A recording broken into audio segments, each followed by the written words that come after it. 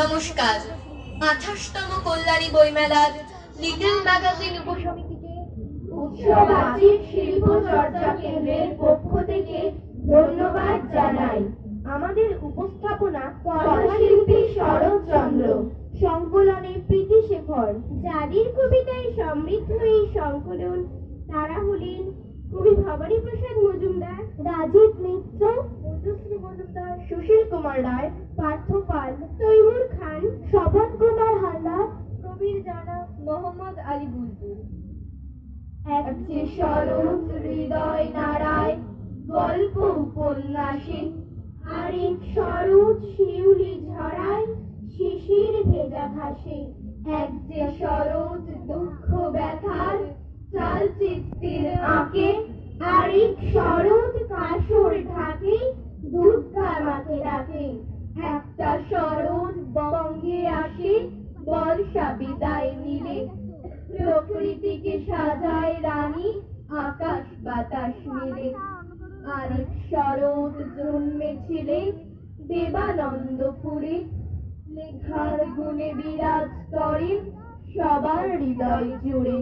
শরৎ এলে লাগছে দোলা মাঠের ধারে কাশে, পেজা তুলোর মেঘের রাশি নীল আকাশে ভাসে। আরেক শরৎ সৃষ্টি করেন লেখায় মায়াজাল, ফুটিয়ে তুলে পল্লী সমাজ ধরেন সমকাল। শরৎ ঋতুর মতোই লেখক শরৎ স্মরণীয়, দুই শরৎই সব বাঙালি ভীষণ রকম প্রিয়। ভালো নাম তার শরৎচন্দ্র, ডাকনাম তার ন্যাড়া, কলম দিয়েই ভাঙলো যেসব অত্যাচারের বেড়া। শরৎচন্দ্র অশ্রু ঘামে রক্তেতে দেয় দোলা, তার লেখা সব সজীব আজও চাই কি সেসব ভোলা। শরৎ আজও দুঃখ ব্যথার চালচিত্রের আঁকি, মনের কোণে স্বপ্ন বনে অমর বুকের বাকি।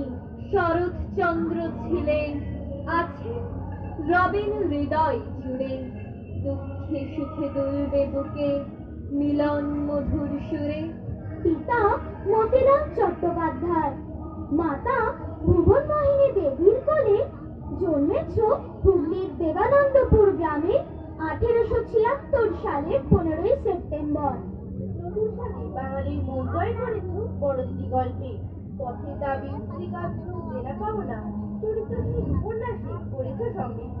বড় গল্প উপহার দিয়েছ বিন্দুর ছেলে, গ্রামের সুমতি, নিষ্কৃতিতে বাঙালির সমাজ চেতনায় দিয়েছ নাড়া।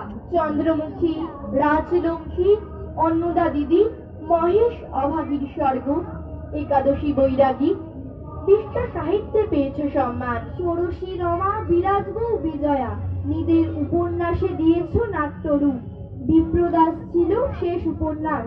হে অমর কথা শিল্পী, তোমাকে জানাই প্রণাম। ব্যান্ডেলের দেবানন্দপুরে একদা ছিলে বিরাজমান, শৈশবে হুগলি জেলা ছেড়ে ভাগলপুরে বাস। বাংলা থেকে বিহারের ভূমিতে শুরু তোমার বিদ্যা অভ্যাস।